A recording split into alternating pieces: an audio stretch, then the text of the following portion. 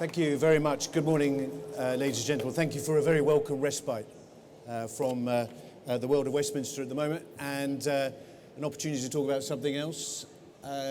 This week marks my second year as Minister for Police and Fire.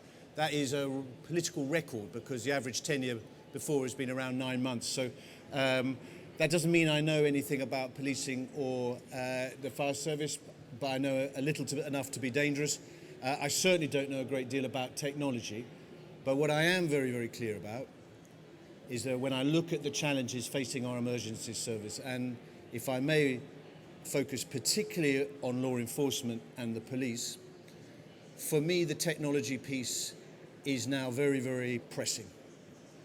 Policing is always a people business. The most important assets in that system are human, but how we make sure those men and women are supported by the best that technology can offer at this time is absolutely critical, because to my mind policing is at a pivotal stage.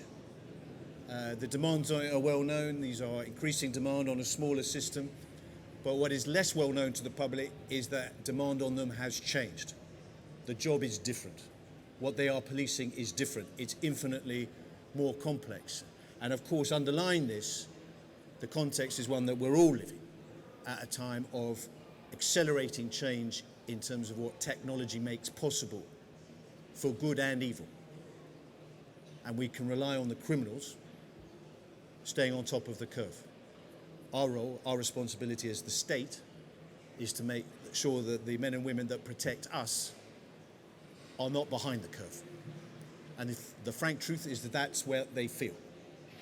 They are deeply frustrated by the technology that they are using at this moment. They know that it is suboptimal and not fit for purpose. And therefore our responsibility, collectively, government, those buying, those selling,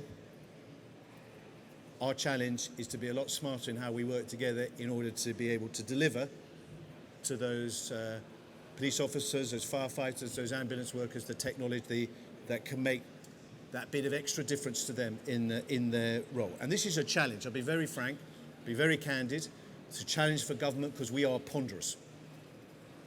And we travel light, frankly, in terms of the kind of insight, human capability in relation to the digital world and what is possible.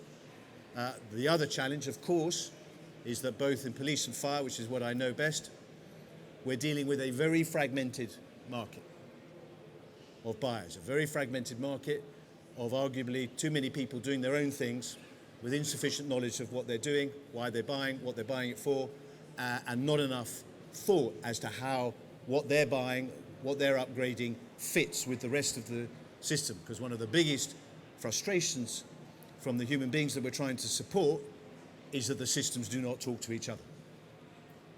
And that is a structural, systemic failing that we have to address.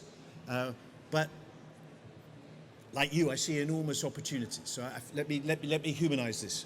We're standing here in London. I'm Minister for London as well as Minister for Policing. Our top priority, of course, is to tackle this epidemic of knife crime, which is unsettling people in such a big way. The good news is that the recent statistics from the Met show that homicides are falling and knife and stabbings are falling. Why? Because the police are suppressing the problem through increased use of stop and search. That's been a problem, and when I say increased, quadrupled. That's been a problem in the past. Problems of confidence, problems of trust. In fact, the increase in complaints has been minimal. Why? Body-worn video.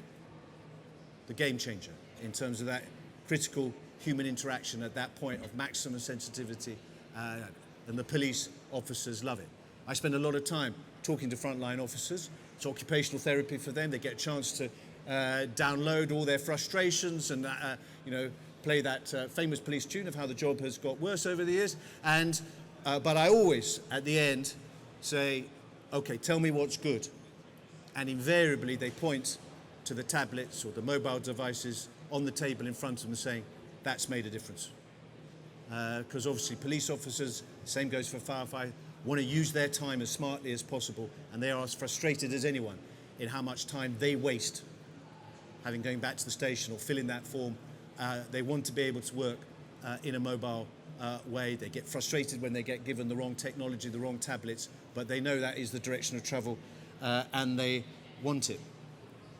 And of course, in my position, there are also huge challenges that the system faces. So take disclosure, for example, in a world where we're seeing a very big increase in allegations of sexual assault. And of course, what's changed in that world is the exponential growth in the digital evidence that is available to police. So that is and there have been clear, well-documented problems in relation to disclosure.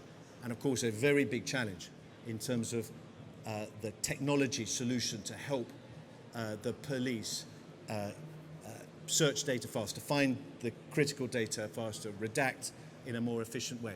So we had a police tech summit to focus just on that issue this week.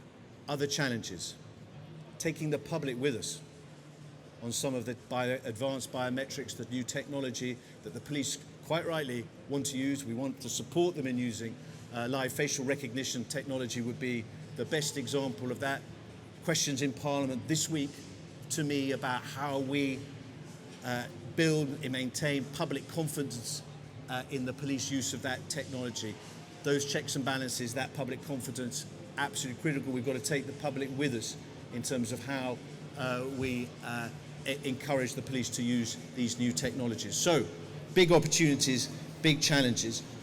In relation to the Home Office, which is I represent, we have decided that to dial up ambition in a very major way, carries all sorts of implementation and delivery risks, as you'll hear, particularly on the presentation that follows me about the Emergency Service Communication Network. But we took a view and got the money to support that view at the last spending round that we needed basically to upgrade the core infrastructure that our police service rely on. So many of you will be familiar with the Emergency Service Communication Programme. I'm not going to spoil Brian's thunder, but let's be clear about what the ambition there is. The ambition is to make sure that those in the front line, those first responders, have access to the best technology solution available, move them off technology that is out of date and frankly expensive onto a network that offers voice and data, resilience, reliability.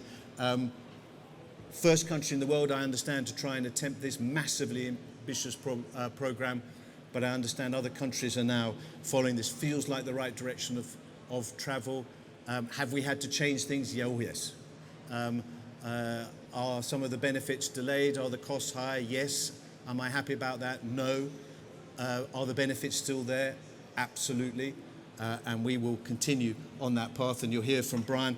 But it's not just ESN, the Home Office Biometrics Programme. We're creating a single platform across policing and immigration for fingerprints, DNA and facial recognition. Through the National Law Enforcement Data Programme, we're basically replacing the Police National Computer and the Police National Database.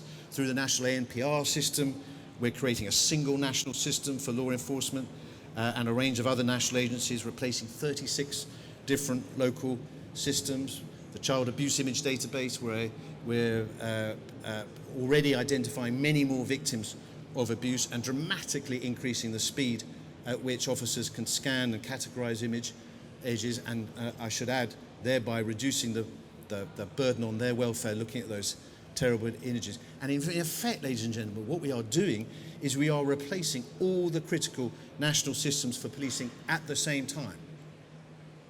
This is not ideal. This is not ideal.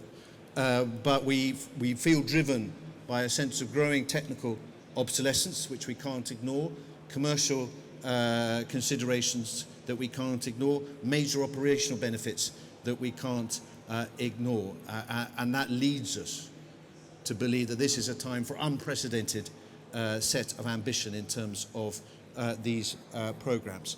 But there's more. Through something called the Police Transformation Fund, we're trying to support the police with their innovation. And it's impressive at a time when independent inspection is pointing out that the police are not as efficient as they could and should be in terms of managing resources, managing demand.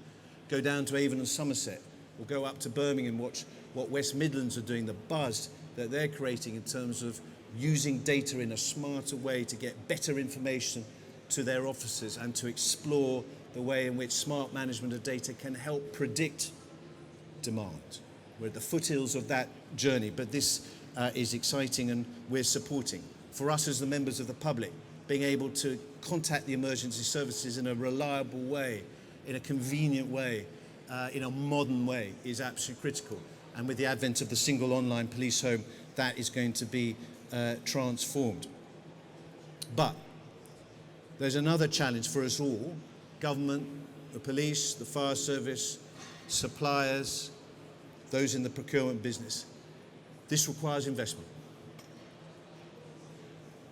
This requires persuading the Treasury to liberate the money for that investment.